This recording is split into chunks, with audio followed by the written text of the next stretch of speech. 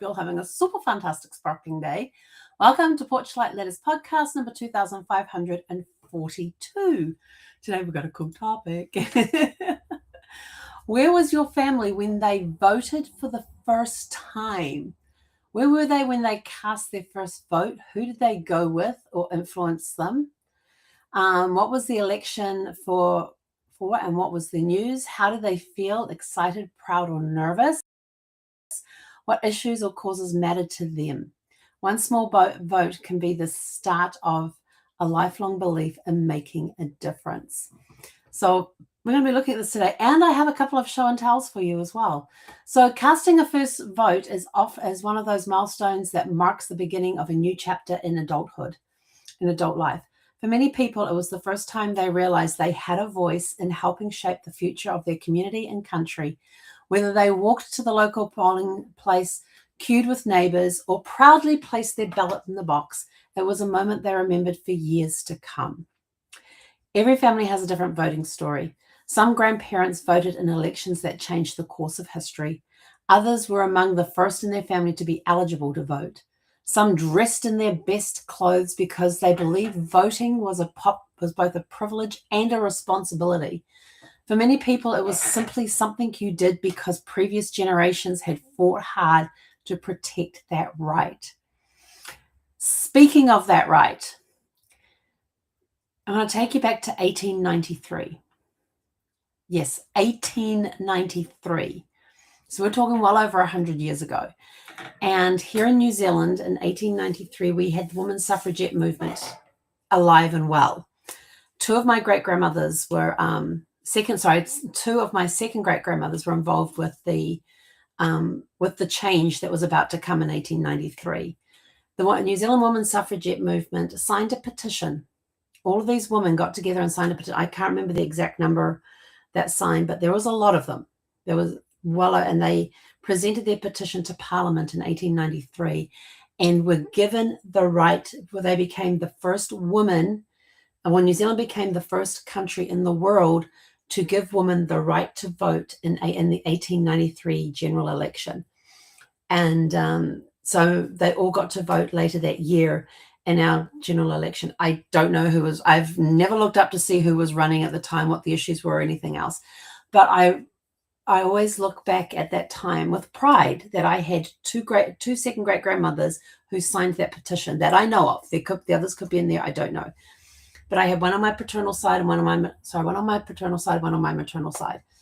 And very proud of those second great grandmothers. But I would, you always think about, there's that question out there that if you could sit down and talk with somebody who is no longer with us, who would you like to talk with? Trust me, when you're doing genealogy and you're going through your tree, you find these really cool stories, like my two second great grandmothers, who both got to vote for the first time in 1893 and become part of such a historic moment that it kind of took my breath away a little bit. And I would love to be able to sit down with them to find out what were they thinking at the time, who did they vote for, and things like that. Yes, I can find their names on the petition. There's the National Archives here in New Zealand has a scanned copy of all of the sheets from the petition, and I can find my second great grandmothers on there and see their signatures. In fact, one of them, you got to go right down to the bottom, and the page has lines all the way down, and you go right down to the bottom, and she signed on that one below the bottom line. Was where one of my second great grandmothers signed, was on the line, was below the bottom line on the right, in the right hand column, and her name is scrawled there. But then what they did is that back in, I guess it was for the 100th anniversary of it. Oh, what's been after that? They did at some point in time. They did what's called suffrage in stitches, and suffrage in I can't spell right now. Suffrage in stitches.nz, and if you go there, hang on, it's not being very nice to me right now. Probably because I spelled it wrong. Yes, I can't spell. It's Friday. Okay, so suffrage and stitches is It's 300 meters of textile work that remembers ordinary people in our history who did an extraordinary thing. They signed a petition up and down the country so women could achieve the right to vote, as well as women who have influenced the 546 makers. So they have 546 people making these panels. And I'm trying to find the year. 2000, they did do it in 2019. It's copyrighted. It's when the website's copyrighted. So that would have been, 1893, yeah. But what they did is that was Kate Shepherd. She was the leader of all of that. It's a unique exhibition that provided the opportunity for 546 individuals, families, and groups to hang their art in a gallery space, regardless of their education, background, or experience. The makers of included a few leading figures from art and recycling communities. However, the majority of the makers are ordinary people who came from diverse ethnic and cultural backgrounds, ages, and generations. I'm trying to find out when they actually did this. But basically, it tells the story of 546 women who signed the petition. I don't know why I'm getting so emotional about this. That tells the story, and so you can see it. This is currently available online. If you go to suffrageinstitches.nz, and the whole thing is laid out there, and you can go through the catalogue where they have all of the makers listed there and who they're honouring. And there was, is it 500? There's a lot. So if you can search by name, that's good. Yeah, 546 pages, panels that made up this thing. But I'm going to show you a couple of them because I've got, like I said, one on my paternal side and one on my maternal side. So we're going to start with, where's my share button? Got to find my share button. That's my share button. 526. So this is my, oops, hang on, this is the wrong side. We're going to start with the maternal side. So this is on the maternal side of my family.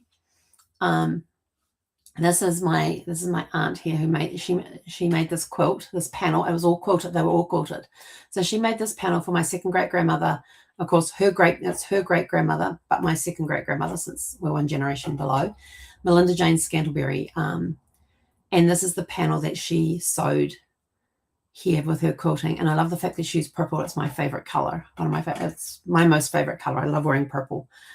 But this is Melinda Jane Scantlebury is what she was known. That's what she was born as.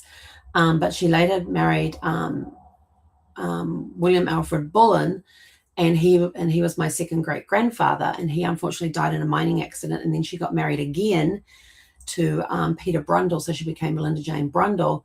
And she had 5 kids with, because 3 survived and 2 had died and during their childhood. They didn't reach, I think the oldest one was 10 when he died.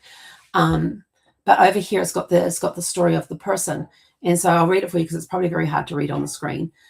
She says, "While I never knew Melinda, I did know her eldest daughter, Great Aunt Nellie, who left an impression on me. As I don't know if I ever got to meet Great Aunt Nellie. As a very determined woman, she brought up my mother from the age of 11 as my grandmother died suddenly. My mother was very involved in assisting." So this is my grandmother, my aunt's mother, very involved in assisting women and children outside of our family and very involved with the YWCA. Melinda Jane Scantlebury was born in 1850 in Cornwall, United Kingdom, and at the age of 17 migrated to Australia. In 1869, she married her first husband, William Alfred Bullen, my second great-grandfather, at Clunes, Australia. After the death of 3 children, the family immigrated to Australia, where they actually had another 2. From Australia to New Zealand around 1875, where their 4th child was born. There was actually 5 children born.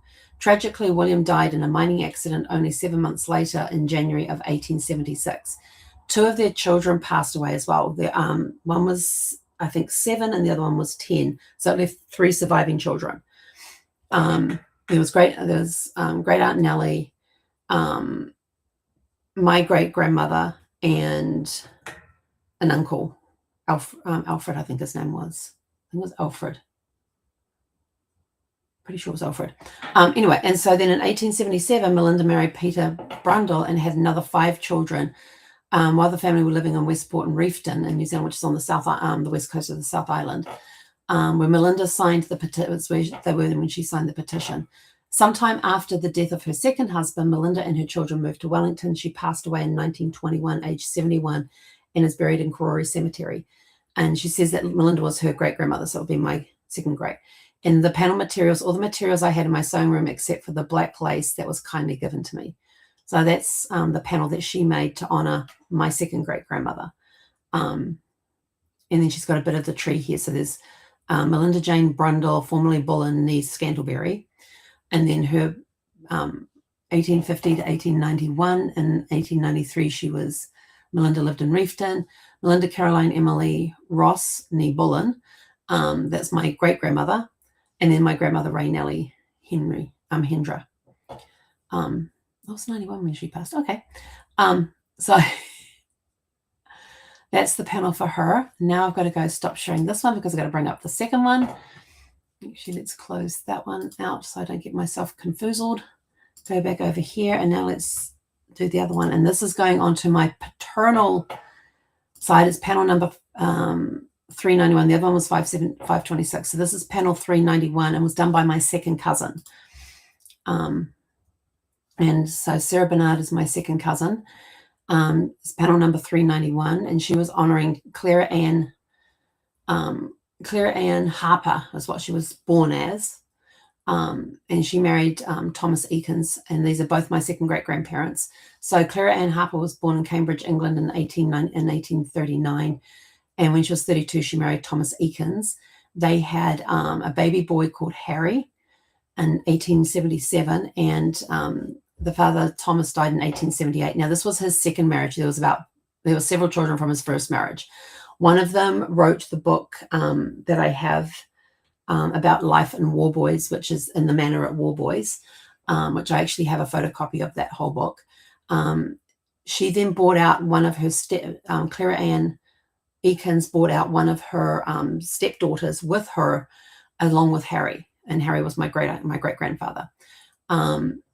So let's see. In 1877, Clara and Thomas had a baby they named Harry, who was Harry Harper Eakins, and Thomas died in 1878. When Harry was 5, so that will be 1882. Yeah, 1882. And Clara came to Wanganui to keep house for her brother, a widower with 2 girls. Clara was very involved with the Wanganui Baptist Church while living in St. John's Hill, Wanganui. She signed the petition.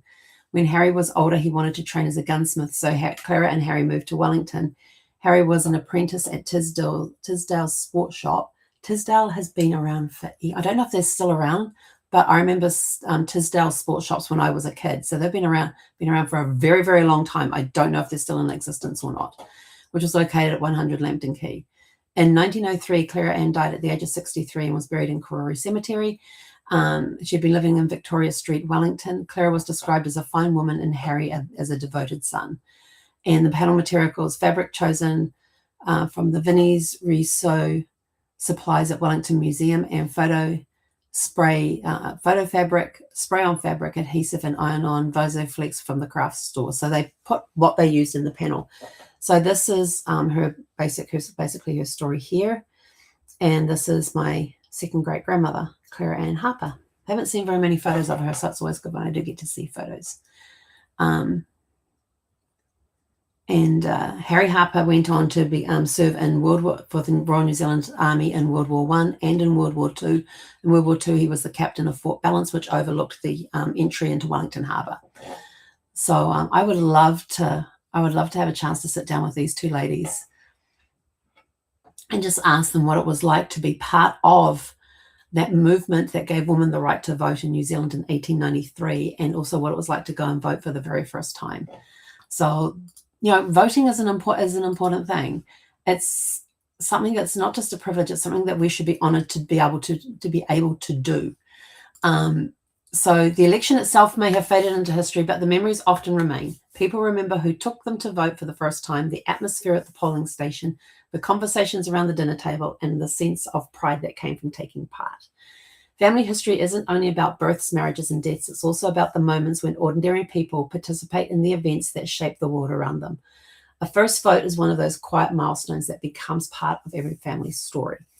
For me personally, I don't even remember the first vote I did. I do remember that I researched very well. I did not have the internet, so I had to go to the library and read past newspapers and things to catch up on what the events were.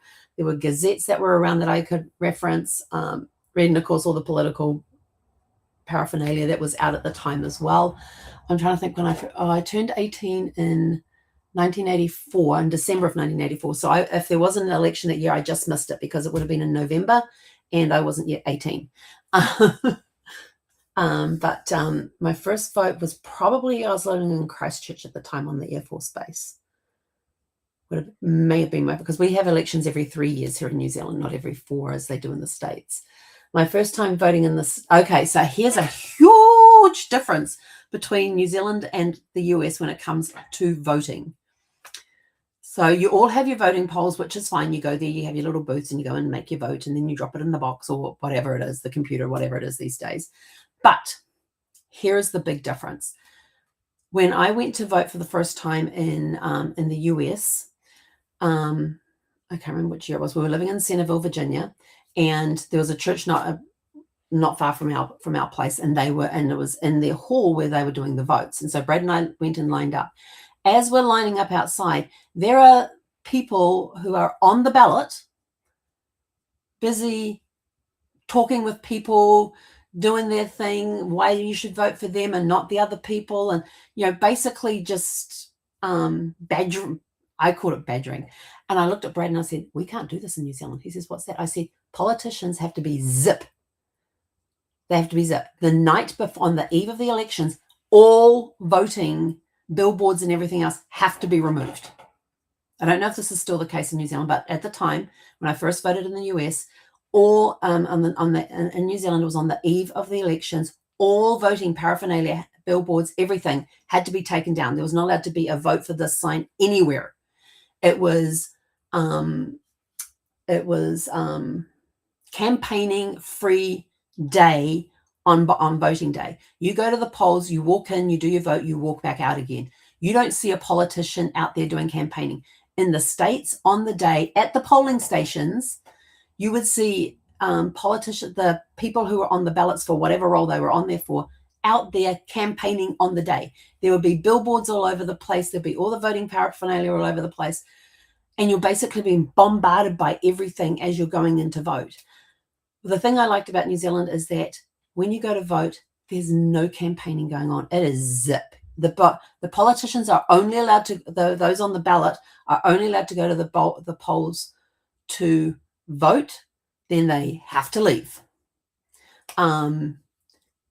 It's just very, very simple. They're not allowed to do any campaigning on the day or anything else. And it's just such a freeing thing because when you're walking in there, you're not getting bombarded by paraphernalia all over the place about who to vote for and who not to vote for. You're not getting bombarded by people coming up and talking to you and trying to win your vote in the last minute and all that sort of stuff. Your mind by the time you get to the polling booth is pretty much made up as to who you're going to vote for. So those that are doing the polling at the last chance, the last day, are hoping to leave their impression on that person. So when in the polling booth, the only name they remember is the person they just met outside. Yeah, no, you don't get any of that in New Zealand. So very, very different on how New Zealand and the US conduct a vote. And that's my biggest thing. By midnight on the eve, all voting paraphernalia has to be taken down. The billboards, the signs, everything has to be completely removed, which I thought afterwards, that is such a cool idea because it makes those that are campaigning clean up their own mess with all the billboards that are out there, all the signs that are up everywhere, and all of that. Whereas in the States here, you still seeing those little things on the little wires stuck into the grass or the placards up and all that. So you still see those signs for days after the election. I don't know at what point they have to take them down, but you make them take them down by midnight the night before.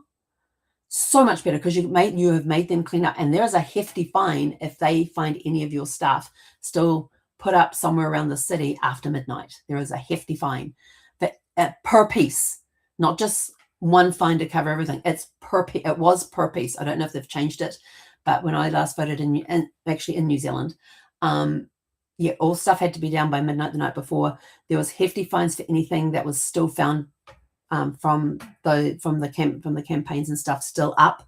The next on voting day, there was hefty fines per piece, not just a fine because of all the stuff around. It was per piece. Whereas in the States, that election stuff, those signs and everything else, they're up beyond. I went when I was the last time I always do an away vote. But the last time I was driving around after an election when I was in Surprise, there was a good 2 weeks and there was still stuff up. Vote for this person, vote for that person, vote after the voting day. And I was sort of like, this stuff should already be gone. I will get to witness firsthand because this year is an election year. I think it's this year. Yes, no, it is this year. There's an election year here in New Zealand this year for a general election. So it's going to be very interesting to see what changes have taken place as far as on the day campaigning goes. But here in New Zealand, it was no campaigning on election day, whereas in the States, it was campaign on election day, keep everything going, keep all the signs up and everything else. And the signs are up 2 weeks later after the elections. It's sort of like, really, people, these should be taken down. So that's a big difference that I have noticed between voting in New Zealand and voting in the States. Those were the big differences. We've got an election year this year. No campaigning has started. None.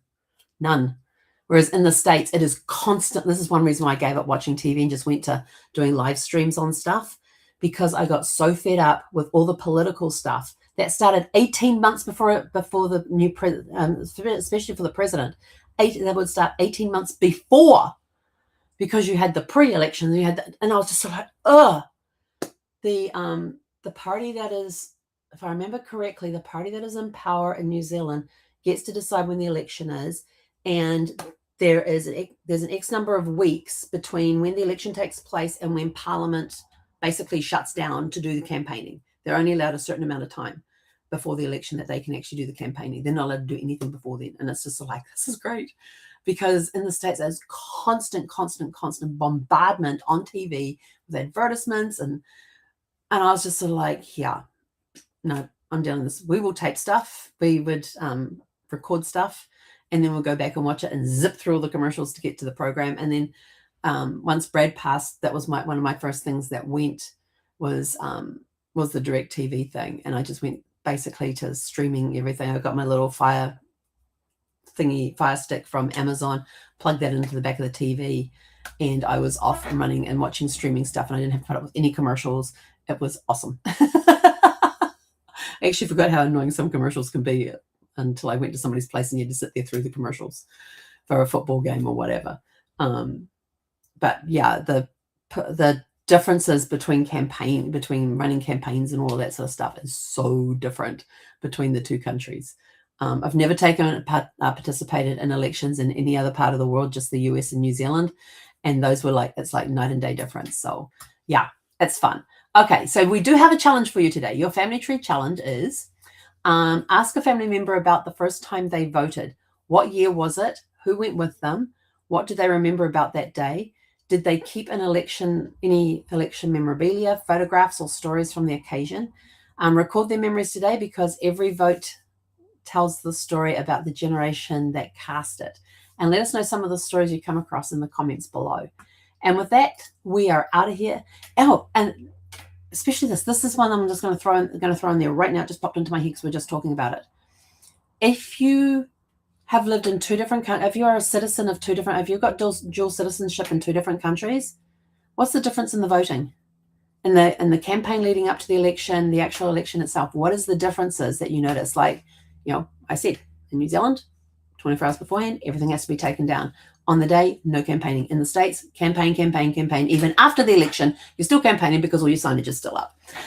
So what differences do you note? If you have dual citizenship, what differences do you note in the way that people campaign and vote? So with that, we're out of here. Go out, have a super fantastic, sparkling evening. I'll catch you guys back here tomorrow evening